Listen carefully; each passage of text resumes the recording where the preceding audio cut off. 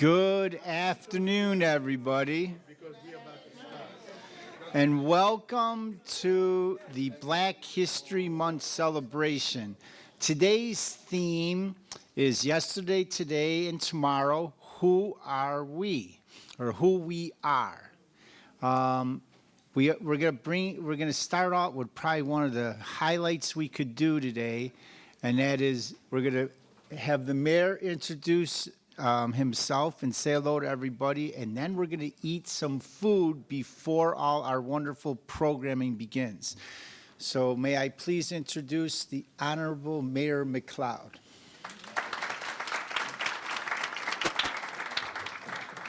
It's great to be here today, and it's great to see you all here today.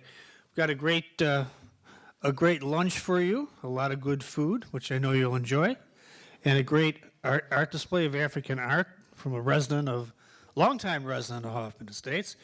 We also have with us, we have our state representative, Michelle Mussman. We have Trustee Michael Gaeta, Trustee Anna Newell, Trustee Gary Stanton, Trustee Karen Mills with some of her grandchildren. So it's really great to have all of you here. You will see pieces in here that should make you think if you are an African. Before we became, we were. I have brought pieces in here that are older than most of us here. They are pieces used in serious ritual ceremonies. Whatever your disposition is, these are my gods, these are my angels. All I ask is please do not take any pictures unless you ask. I have Christine and George, my brother and his wife from Nigeria, and they will be behind me to try to help bridge some of the gap because I cannot explain everything. But make it whatever you want to make it. A picture is worth 1,000 words. Some of them may have just one word. I want to share it, and if there's somebody in this audience who has a cultural event that they think they want to put an African touch to it, get a hold of me. We can work it out. Thank you very much. Many fortunes. How awesome. This is what's left after gold is extracted. You can feel it. Oh, okay. That's gold dust. Ah, gold dust. That's gold dust? Yes. After the villagers have extracted the gold, that's what's left. Can you get a good shot of that, Rick? Oh, you see it. Listen. That's gold. That is gold. Yes. That's amazing. Mr. Mayor, an Afro pick. Whoa, That's a comb. yeah. You work on your hair too. There you go. I like this man. I had curly hair, and I had a lot of it when I was young. Now it's not so much. There you go. Good job. Mr. Mayor, this is a pendant made out of ivory. Wow, that's beautiful. Absolutely. Now, And all this is hand carved. My name is Maswamba Musikiwamba. I'm the founder of a 501c organization called ICU Congo. I've been a resident of Hoffman Estates for the past 40 years, and we are here today to celebrate Black History Month. When I was asked to do this, I thought, what a better way to share the African culture, the African heritage, and there is no Black History Month without African History Month. So this is an African story. It's for the Brazilians, the Haitians, the Mexicans, the Indians, and all the primitive people in the world. I'm here to share our culture with the village in the hope that this would help us advance the dialogue between the culture. I'm briefly going to go through some of the pieces I have here. I brought some pieces here, some for educational and instructional purposes. Every piece that I have here tells a story, whether it's from an animal, from the plants, or from anything we find in the world. When an elephant dies, we eat the meat. After we eat the meat, We use the bones for jewelry, for whatever we can.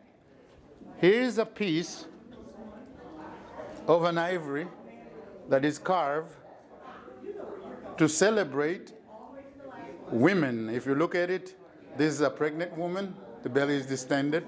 It's a homage to our mothers. The same thing we do with wood. We love women. We make them all the time. This piece is probably the most significant, one of the most significant in the collection. Africa does rituals, and tobacco has always been one of the ways that the elders use how to expel bad spirits when they're doing something. This is a pipe that would be used in a typical ceremony when somebody is performing like healing or trying to expel any kind of bad spirit that a person may have. There's a war saying that says that after God went out and gave all the Christmas gifts to the world, he was tired when he got home. He found all of these leftovers. He didn't know what to do with them, so he decided to give them all to Congo, and ever since, everybody's been mad at us. This is malachite from the land of Congo. We make it into instruments. We make it into jewelry. This requires no explanation. It's an Afro-pick. This is a peace cup. Yes, we still make pieces. The details are telling. And if you notice, it has two orifices, one on each side. I drink from this side, and I give you, and you drink from that side, and we have made peace. This is a pendant from our dead brother elephants. We use their bones so that they never die. This, for some people, may be one of the most controversial pieces I have. It was not sold, it was not bought. I have had it since I've been here. This is the proverbial elephant tusk. You may say, there's no value in an elephant tusk. Look further, look closer. This is a musical instrument. There's the blowhole. I dare you to blow it. In addition to all other kind of minerals, Congo has gold. This is leftover extracted from gold from Congo. And every child that is in this audience today will be gifted with a little grain of gold so that they can remember that they are golden. This is a stool. We sit very close to the ground. And this is, needless to say, lovers. And this is a mortar. We eat fufu. It comes out extract made out of manioc flour. The manioc is put in here after they've been dried, and the women beat it up. After it's been beaten, they put it in a sifter, and we get the flour. This is our flour mill. This is a basket. We use basket for several purposes. In this case, this is an 8-foot constricted skin to keep it from getting over dried. I keep it in here because the humidity is perfect. They can also use it for food, all kinds of things, storing jewelry. This is a piece that I brought kind of incomplete. It is actually a musical instrument like a guitar.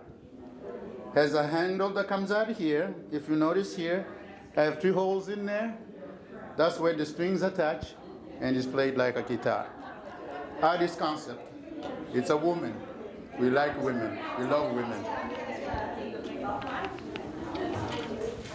This is the culture.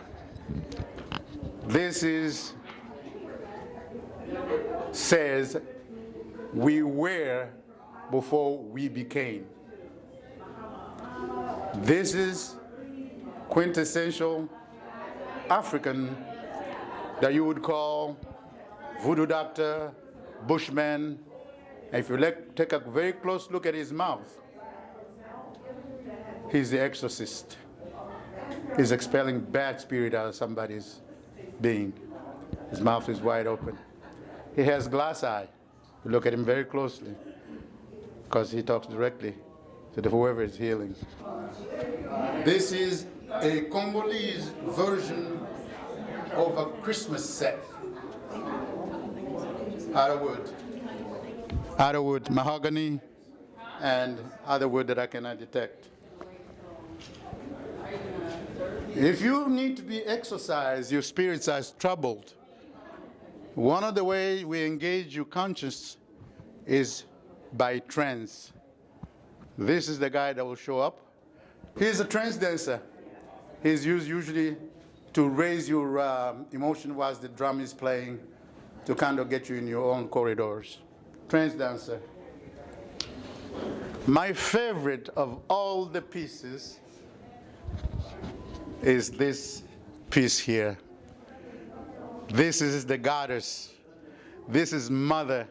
This is what your mother becomes after 9 months, and then your bloody brother follows. Her physique is never the same. These are stretch marks. Every mother probably has them. And these are just, I decided to make her pretty by giving her some jewelry.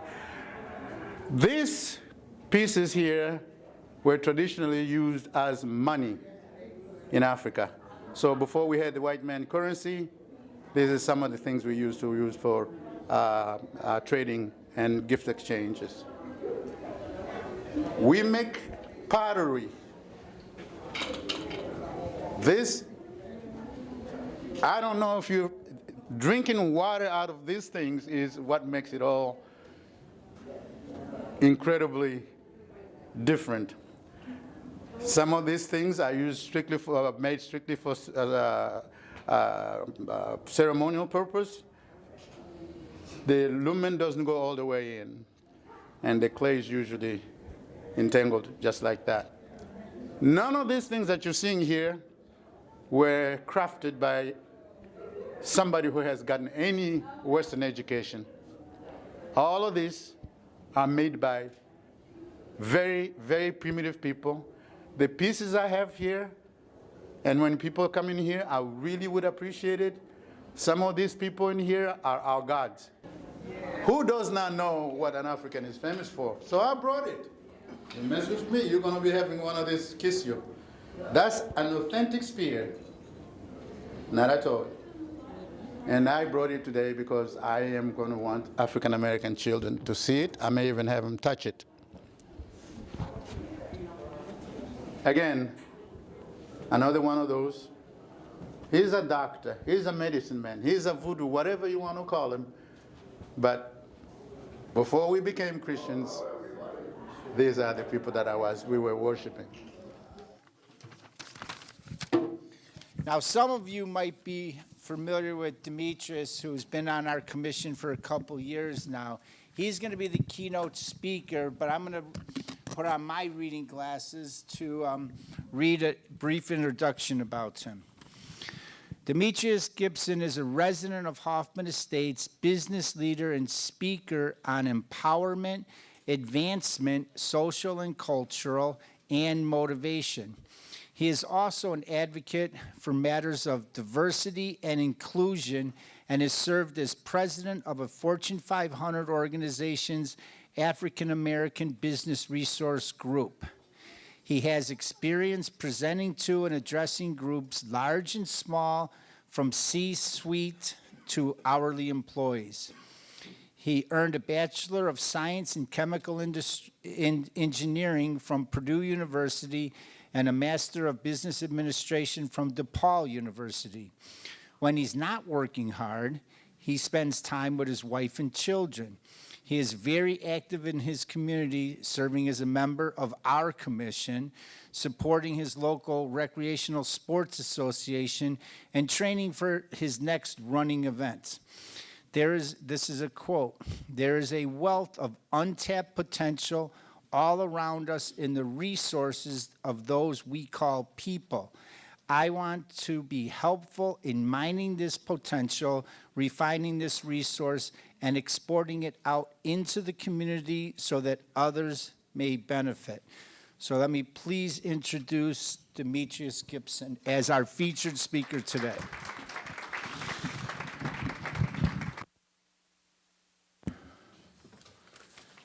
All yours.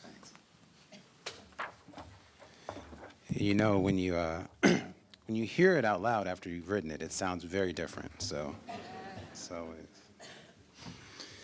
let me just get situated here. I did not know that the young people would be volunteering to come up here and read the history of the start of Black History Month, which I thought was just wonderful. Himself write several books, including the most seminal work, Miss Education of Negro, 1933. However, it was his call in February 1926 for his wide real recognitions for the first Negro History Week, which laid the foundation for the eventual recognitions for Black History Month. Woodson chose February because it was the birth month. And your name is? Tavia. Tavia. Of Abraham Lincoln, who was born on February 12th and Frederick Douglass. believed to be on February 14th. The word spread quickly, and institutions across the nation and the association struggle. And the association struggled to supply course materials. Keep going, you're all right. Woodson would not live to see the culmination of his work in national recognition when he passed away on April 3rd, 1915, in Washington, D.C. It wasn't until the 1960s and the rise of the civil rights movement that interest in promoting African American history across college campuses regained momentum.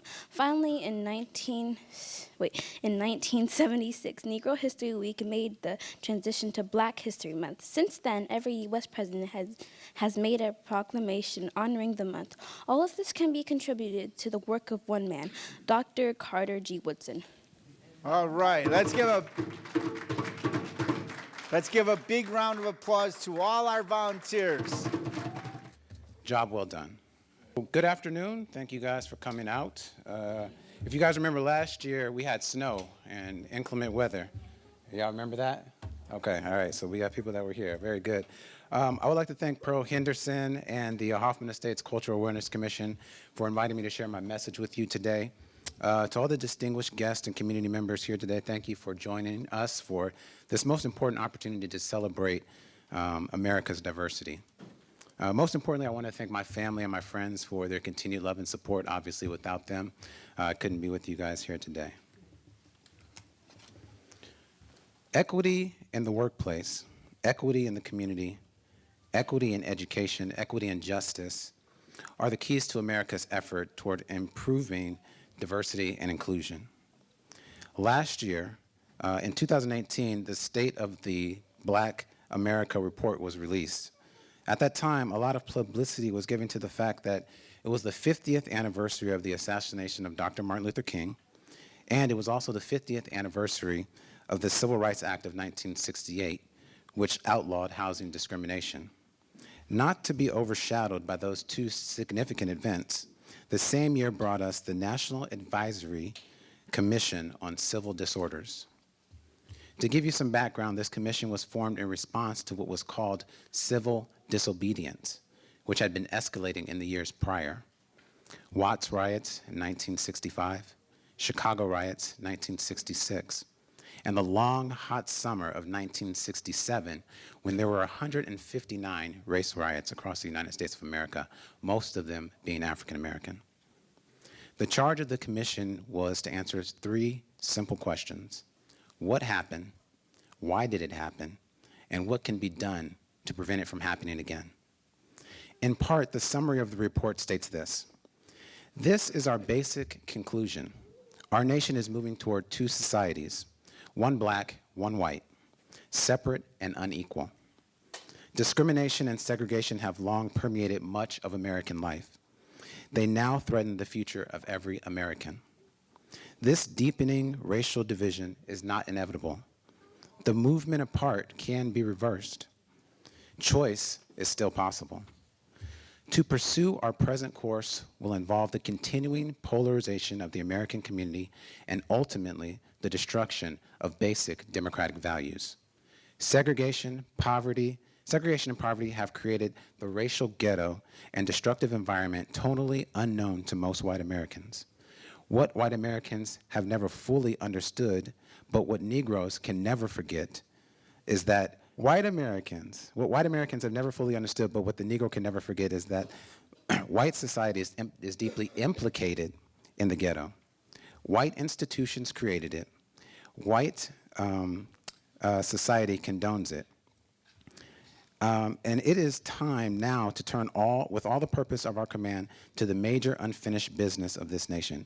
It is time to adopt strategies for action that will produce quick and visible progress. It is time to make good the promise of American democracy for all citizens, urban, rural, white, and black, Spanish, Hispanic, American Indian, and every minority group. Our recommendation embraces 3 basic principles: to mount programs on a scale equal to the dimension of the problems, to aim these programs for high impact in the immediate future in order to close the gap between promise and performance, to undertake new initiatives and experiments that can change the system of failure and frustration that now dominates the ghetto and weakens our society. I say all that to make this point, that we've come a ways down the road, but we still have much work to do. The State of Black America 2018 report indicated that the Black and White Equality Index was 72.5%. That means that Black Americans were still 37.5% short of being equal to white Americans. Let me provide some detail and break down the subcategories. In the percentages, it goes like this. Civic engagement, Black Americans were 99.7%. In health, they were 79.3%. In education, 78.5%. In economics, 58.2%. And in social justice, 55.9%.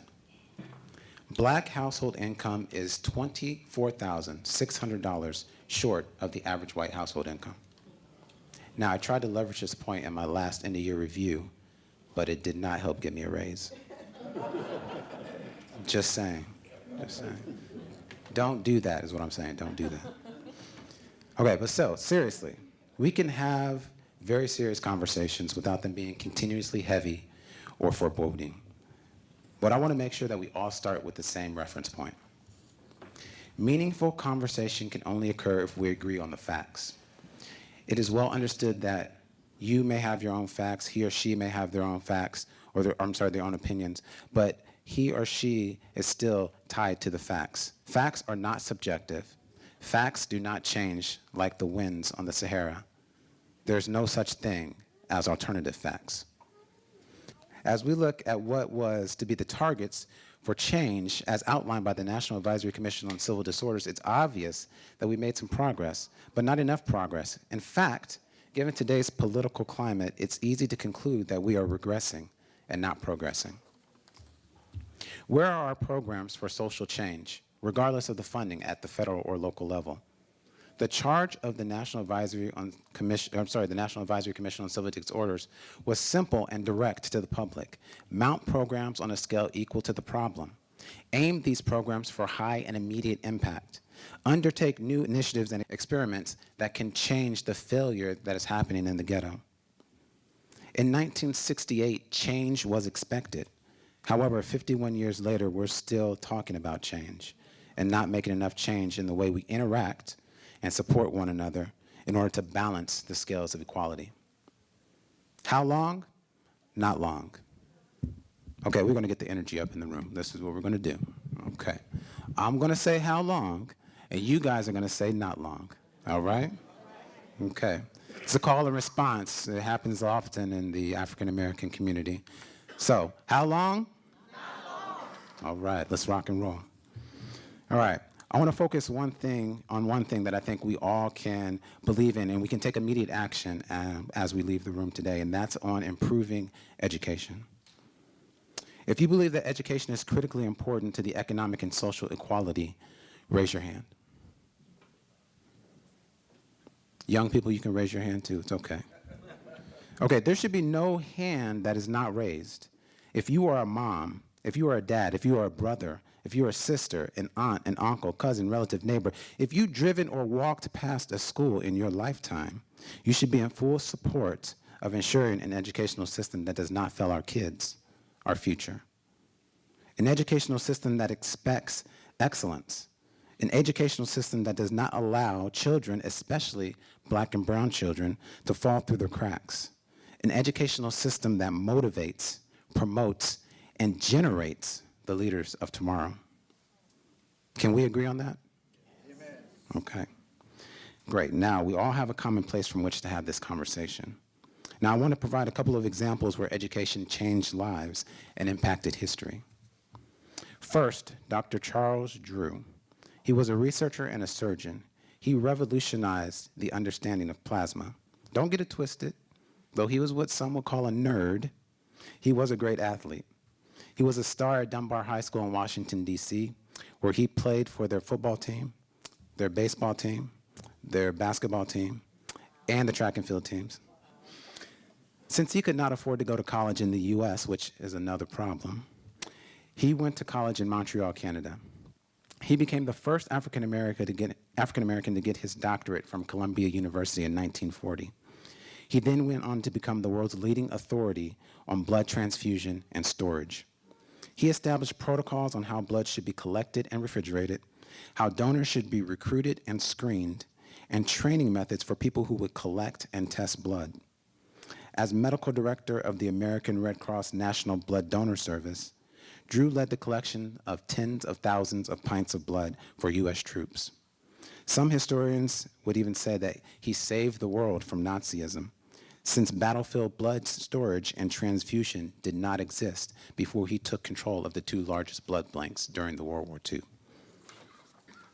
Even so, the U.S. military ruled that blood from African Americans would be segregated and not used on white troops, even though there's no race characteristics in blood. Outraged, Drue resigned from the Red Cross and returned to Howard University as a professor and head of surgery at Freedman's Hospital in D.C., where he trained a generation of black physicians. Secondly, and certainly not in any order of importance, I wanted to remind us again of Mary Jackson, Katherine Johnson, and Dorothy Vaughan. You may know them better as the hidden figures of the NASA Apollo program. To say that they were brilliant, perhaps genius, would be an understatement. They were known as computers in skirts. Now today that probably would get you in trouble, but that just meant that they were really smart. They worked on the Redstone, the Mercury, and the Apollo programs for NASA.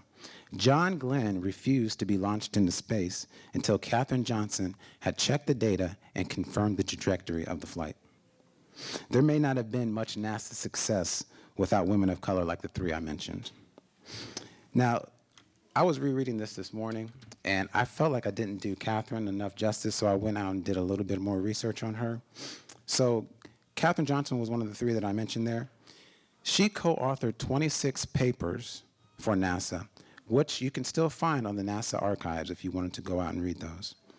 She was a math prodigy in high school, graduating at the age of 14. At 18, she had earned double degrees in math and French from West Virginia State College. She also helped integrate the University of West Virginia by being one of 3 black students and the only woman. In 2015, she received the Presidential Medal of Freedom for her work, her hard pioneering work from the former President Barack Obama. So I just wanted to circle that out because I felt like I didn't do her enough justice. So she was a bad woman. So you want to talk about shattering ceilings? I don't even know where to begin. These women had to be the best of the best because other lives depended on them. All this was done before calculators, smartphones, and the internet. I share these stories in particular because I'm a firm believer in the principle that what we do today lays the groundwork for what our tomorrow will be. To all my aspiring doctors in the room, to all my aspiring mathematicians out there, to my teachers and my architects, my engineers, my mechanics, my businessmen and women, my pilots and my Marines, whatever it is that you want to be, the color of your skin, the language you speak, the religion you practice, the gender you identify with should not be a barrier. I want to remind everyone of something that I said last year when I was blessed to be in this space with you. We must operate under a community code of conduct. I stated we should be considerate, we should be respectful, we should be collaborative, we should be pragmatic, we should be supportive of others, and we should seek support from others. I'm in full support of programs and policies that continue to move our people and our community forward. We need strong leadership to help shape the future of our community through the lens of togetherness, acceptance, progress, and innovation. Agreed? All right. Okay, the Chicago Urban League put together an opportunity compact on education in 2010. Now, I know that the information in this compact is a little bit dated, but there are some good nuggets of knowledge, and I wanted to focus our attention on one, and that is increasing expectations for students. Far too often, African American students in Illinois do not believe they have the ability to do well in school or become convinced that school is not for them. Second, Illinois standards for high school education are below where we'd like them to be, ranking in the bottom half of national rankings. Though these are not statistics that we'd like to hear, they give us an opportunity to impact change starting today. Each of us can walk out of this room today with the intent to make a positive impact on a young person's life. Black history is a complex patchwork, stitched together with the blood, sweat, and tears, triumphs and successes, regrets and dreams of our forefathers and foremothers. It will continue to be shaped by the things that we do and don't do. But we all hold within us the opportunity to control some of how that will play out. As I close, I want to say three things. One, I cannot let my brothers and sisters off the chain. When it comes to making progress, we too, at times, have stood in the way of our own dream. For example, Kamala Harris is running for the highest office in the land. Just like others before her, she is dealing with the question of her blackness. During a radio show interview, the host cited a meme that stated that Kamala Harris was not African American because her parents were immigrants born in India and Jamaica, and she spent her high school years in Canada. Really? If we're going to spend our time passing judgment on who is in or out based on perceived levels of blackness, then we have not progressed much further than the 1920s, when you couldn't get into the club without passing the paper bag test. Sidebar over here, guys. If you do not know what the paper bag test is, after this, come see me. How long? Oh, come on now. How long? Okay. Number two, from Booker T. Washington's book, Up From Slavery, the closing two paragraphs. As I write the closing words of this autobiography, I find myself not by design in the city of Richmond, Virginia, the city which only a few decades ago was the capital of the Southern Confederacy, and where about 25 years ago, because of my poverty, I slept night under a sidewalk. This time I am in Richmond as a guest of the colored people of the city, and came at their request to deliver an address last night to both races in the Academy of Music, the largest and finest audience room in the city. This is the first time that the colored people have been permitted to use this hall. The day before I came, the city council passed a vote to attend the meeting in body and to hear me speak. The legislature, including the House of Delegates and the Senate, also passed a unanimous vote to attend in body. In the presence of hundreds of colored people, many distinguished white citizens, the city council, the state legislature, that's a hard one to get out, and state officials, I delivered my message, which was one of hope and cheer. And from the bottom of my heart, I thanked both races for the welcome back to the state that gave me birth.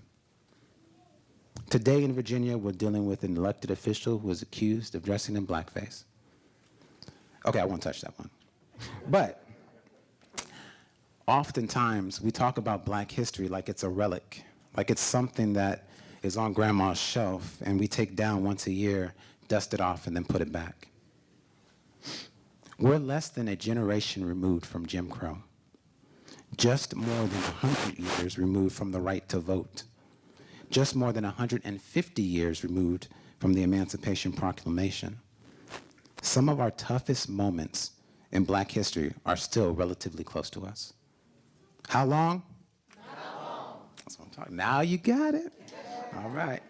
Number 3, every great achievement was once impossible until someone made it a goal to make it reality. Lewis Carroll's famous masterpiece, Through the Looking Glass, contains a conversation that exemplifies the need to dream the impossible dream. There's a conversation between Alice and the Queen which goes like this. "I can't believe that," said Alice. "Can't you?" said the Queen in a pitying tone. "Try again. Draw in a long, deep breath and shut your eyes." Alice laughed. "There's no use in trying," she said. "One can't believe impossible things." "I dare say you haven't had much practice," said the Queen. "When I was your age, I always did it for half an hour a day. Why, sometimes I believed as many as 6 impossible things before breakfast." When you dare to dream, countless marvels can be accomplished. The trouble is, most of us never start dreaming the impossible dream. So I challenge you, fellow members of the community, to keep dreaming. Nurture your dreams, cherish your dreams, and as those dreams blossom, share them with others. For it will take the collectiveness of the members of the human race to address the challenges of today, solve the problems of tomorrow, blaze a new trail for the next generation, and inspire others to follow. If you have not done so, take the first step, because the journey must continue. How long? Thank you for your time, and God bless the United States of America.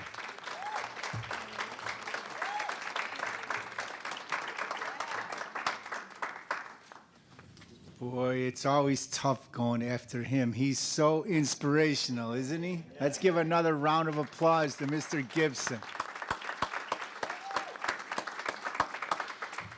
Now, we still have a couple matters that we're going to do today. One of them is going to be next, and I'm going to introduce her in a minute. And after she does this song, I'm going to ask every young person or person young at heart to come up here. We have our dancers that we were going to have today. There was an illness, so they had to cancel. But we do have a special person that's a friend of ours that's here who's a tap dancer, and so she's going to teach 1 or 2 simple taps to everyone who wants to try. And then, but first,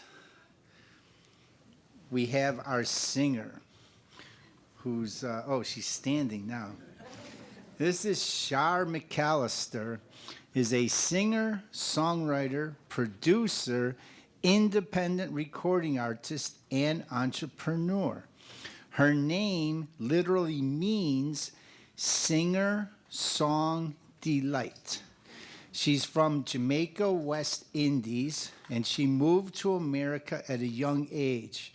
Her artistic talent was nurtured in New York City schools and through their vibrant music and arts culture. So let's give a nice warm welcome to Char Mccallister. Hello, everybody. So good to be here. I'm excited to be a part of such a fantastic event. This is very moving. I'm getting goosebumps. I've been getting goosebumps all this time, so I'm honored to be here. The first song I'm gonna sing is a song I wrote. It's entitled "Bustin' Out," and it's so appropriate for this event. And just listen to the words, and you'll connect.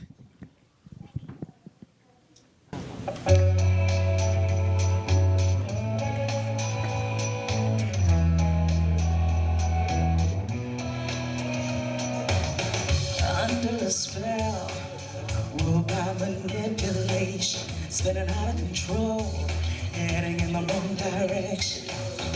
Slavery tried to sabotage legacy. No family tree, cause of lack of identity. Verbal abuse pounced on a new stereotype, scarred by the lies, exposed to the elements of evil. Come on, y'all, put your hand up. Freedom is coming, freedom is calling, freedom is screaming my name, busting out of the shadow into the light, tearing down these walls and the iron curtain, breaking through the fear, no longer hiding. I'm holding it down, I own my destiny, locked down, set up for failure, knocked out, thought it was over, stopped breathing.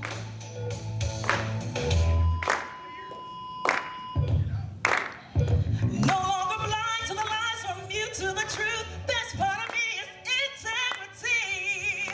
Come on, y'all. Freedom is coming.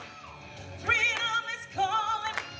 Freedom is screaming my name, busting out of the shadow into the light, tearing down these walls and the iron curtain, breaking through the fear, no longer hiding. I'm holding it down, I own my destiny.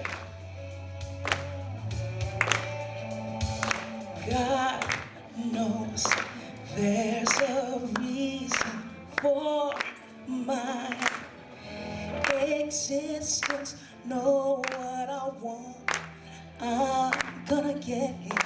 Have what I need to unlock this greatness. Know what I want, I'm gonna get it. Have what I need to unlock this greatness. Come on, y'all. I know what I want, put 'em up. And I'm gonna get it. Have what I need to unlock this greatness. Freedom is coming. Freedom is calling.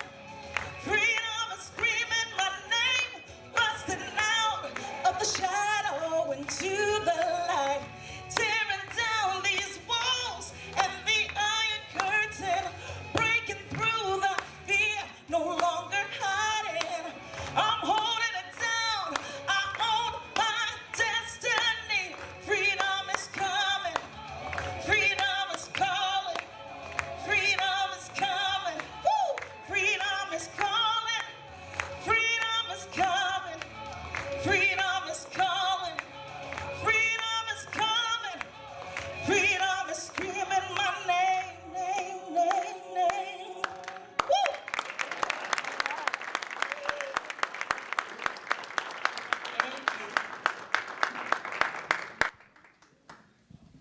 The next song I'm going to sing, I think everybody probably knows this one. Somebody called me? Oh, thank you. The movie Glory. How many have seen that movie? And I just felt led to sing this one. And I know Common does like a rap in there, but I wanted to insert some of Dr. King's I Have a Dream speech. So I'm going to do some of that, okay? One day, when the glory comes, it will be ours. It will be ours. One day, when the war is won, we will be sure. We will be sure, singing glory.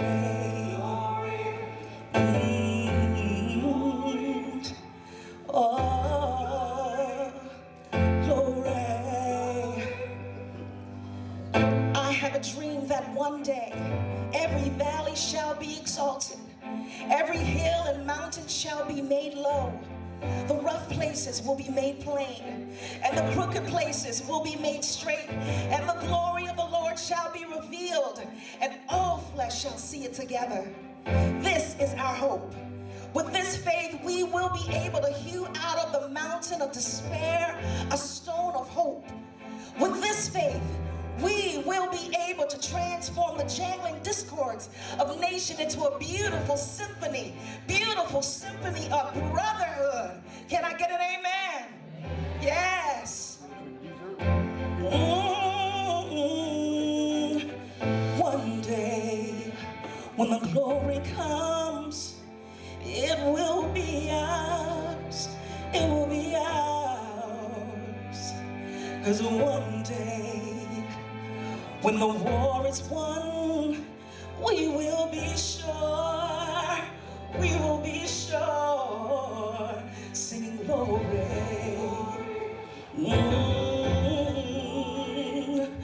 Glory, glory. Now the war is not over, and victory isn't won, and we'll fight on to the finish. And when it's all done, we'll cry glory. Can you sing along? So glory, we'll sing glory, glory. And with this faith, we will be able to work together, to pray together, to struggle together, to go to jail together, to stand up for freedom together, knowing that one day we will be free. One day we will be free. This will be the day. This will be the day when all of God's children will be able to sing with new meaning. My country, 'tis of thee, sweet land of liberty. To thee I sing, land where my fathers died, land of the pilgrim's pride. From every mountainside, let freedom ring. Let freedom ring. Let freedom ring. It will be ours. It will be ours. And one day, when the war is won, we will be sure.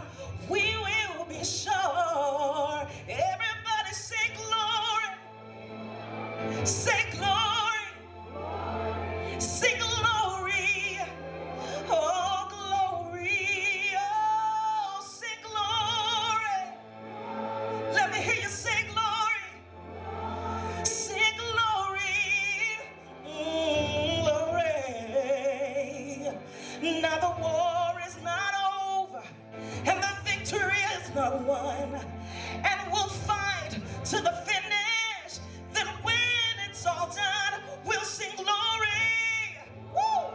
We're gonna sing glory. We're gonna sing glory. Woo! Now join hands and sing in the words of the old Negro spiritual. Free at last. Free at last. Thank God Almighty. We're free at last. Come on, everybody, make some noise.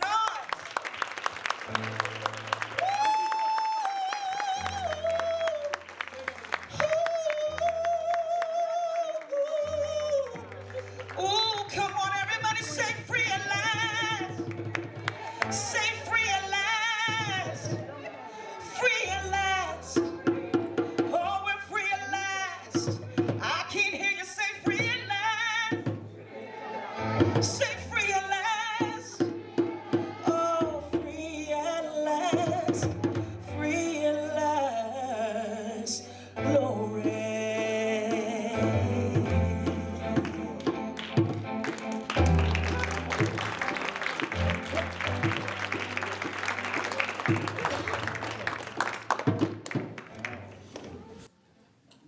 Thank you, Daddy.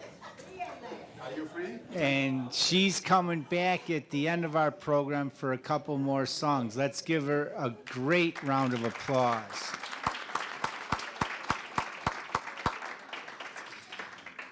Now, this handsome gentleman in the very bright clothes over here, we've seen wandering around a little bit. He's the guy in charge of the art over there. I hope everyone gets a chance before they leave to go in the room and take a look.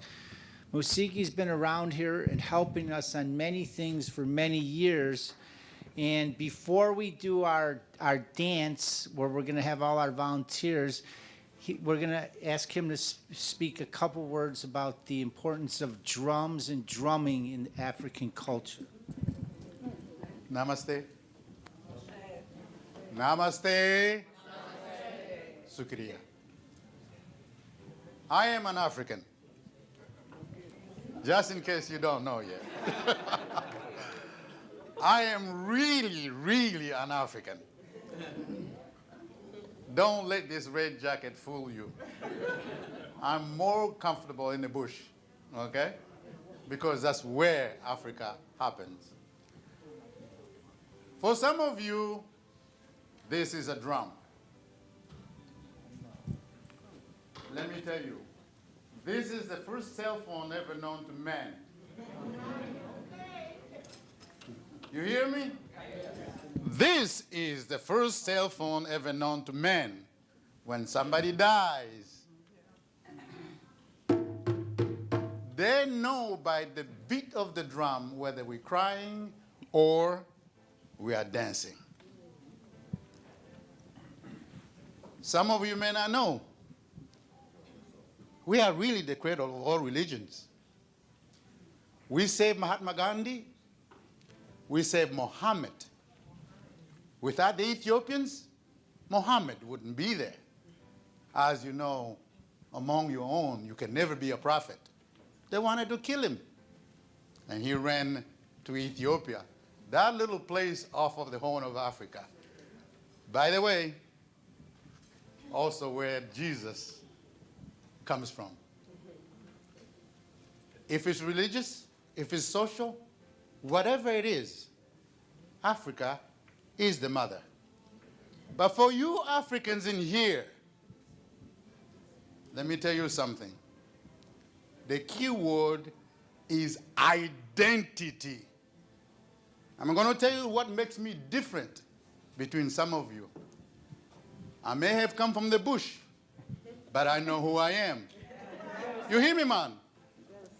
I may be poor, my people still doing business in the bush, but I am the African. I'm going to ask you all Africans that are here, this is not black history. This is African history. It includes Africans in America, Africans in India, African in Jamaica, African wherever you may be. You can deny it, but you can't run away from it. I'm challenging you as an African. I am a son of a slave. My mother's a queen, and my father was a slave from Angola. We must talk. The world should know. Today, when you live here, don't just have the chicken and go home and feel good about it. Right? We give thanks to the mayor. We here, we got free food. When you live here, ask yourself, what does it mean to be an African American? Listen, Africans, it takes a village. You hear me, man? It takes a village. I have seen way too many G's, pants down, underwear that has not been washed, but he still wants to show it to the girl. We got to stop this. If you're a man, find a boy, even if he tells you, you're not my dad. If you're a man, find a boy. If you're a woman, find a girl. Find a girl that you know is about to get in trouble. And put yourself out there. The sound I'm going to make through this drum is the first cell phone coming from Africa to African American. May God go with all of us.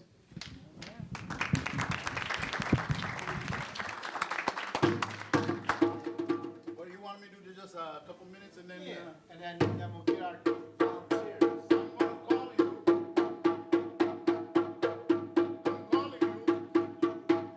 Listen to me. I'm knocking on your door. I see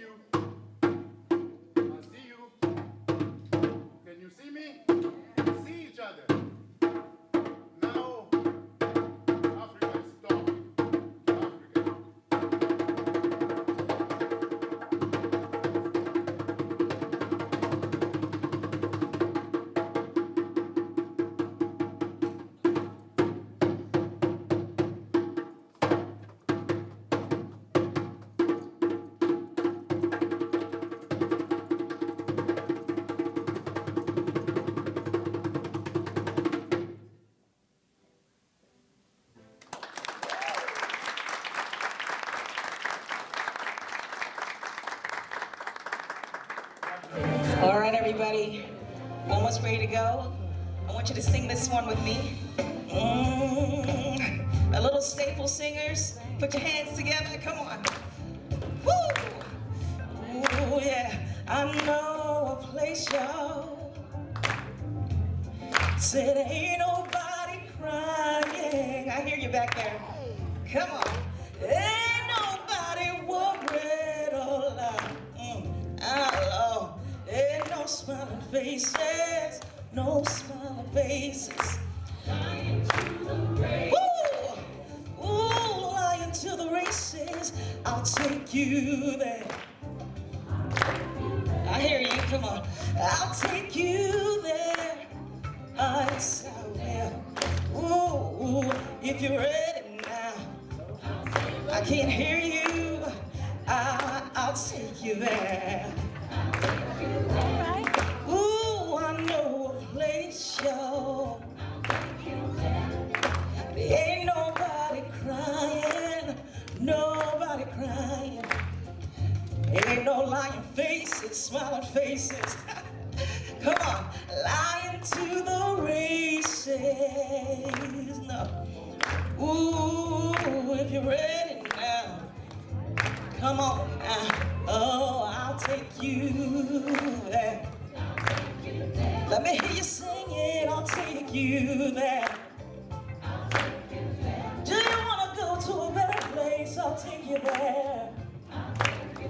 Place where there's no more dying, no more killing, no more stealing.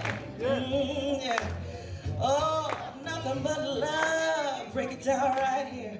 Break it down, break it down, break it down right here. Woo! You feeling good, everybody? I see all those smiling faces out there. Yeah.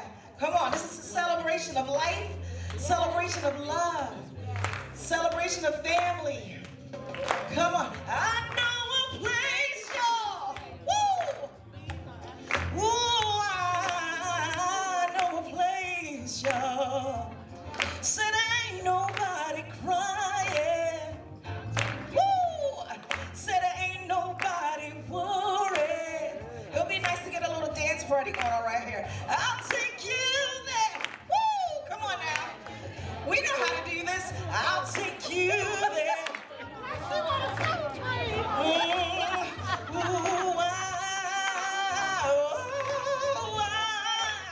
I know a place, y'all. Yeah, come on, brotherhood, sisterhood.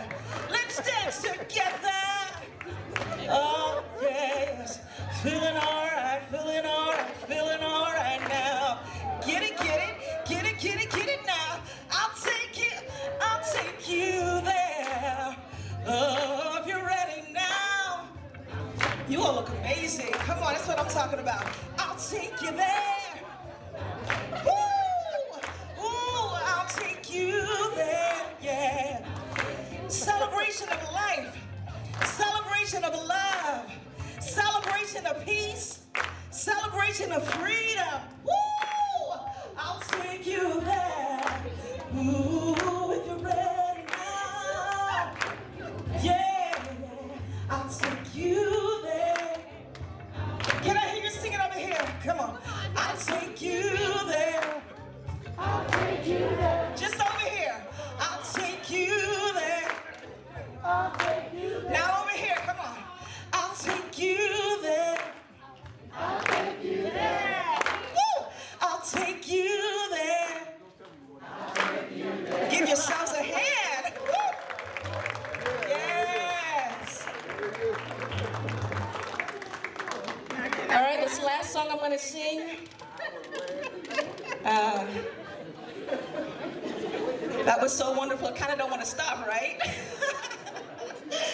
So this last song I'm going to sing is entitled Dreams, and it's a song I wrote.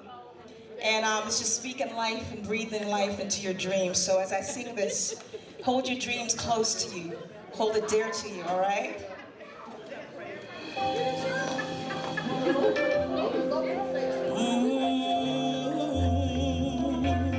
Is that too loud? Too loud? It's okay? Dreams, how do they become reality? reality. How am I to find my destiny in spite of others when they don't realize, blinded by the doubt that cloud their eyes. Giving up is not an option. Get your spirit in motion.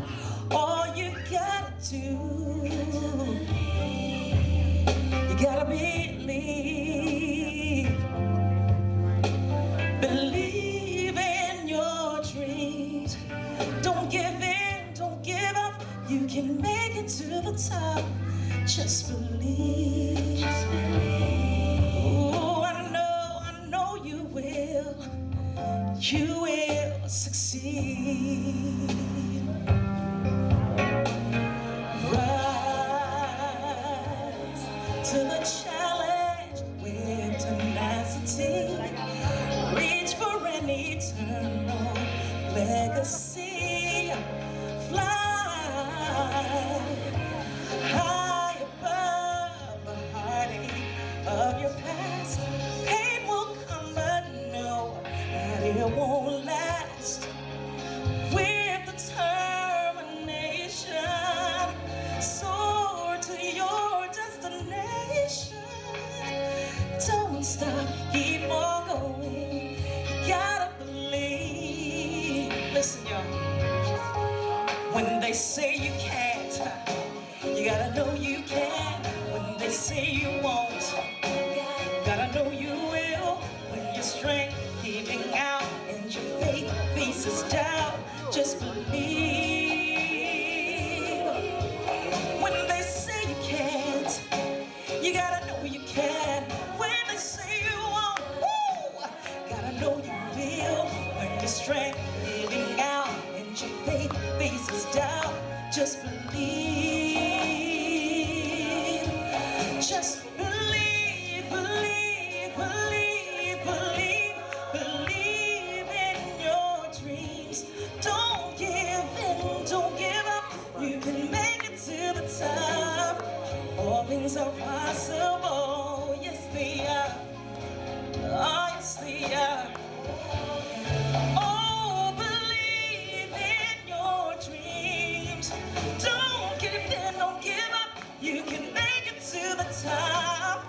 All things are possible. Oh, yes, they are. Oh, believe in your dreams. Don't give in, don't give up. You can make it. Hold on to it. Don't let it go. Just believe. Oh, believe,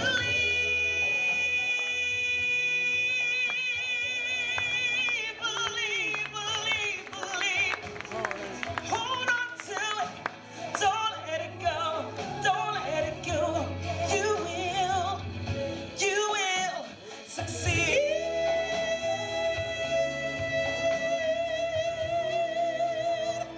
Yes, you will. Yes, you will. Yes, you will. That song makes me very emotional. Thank you so much. Okay, everybody, thank you so much. Go out and have fun. Enjoy the rest of your day. God willing, we'll see you next year.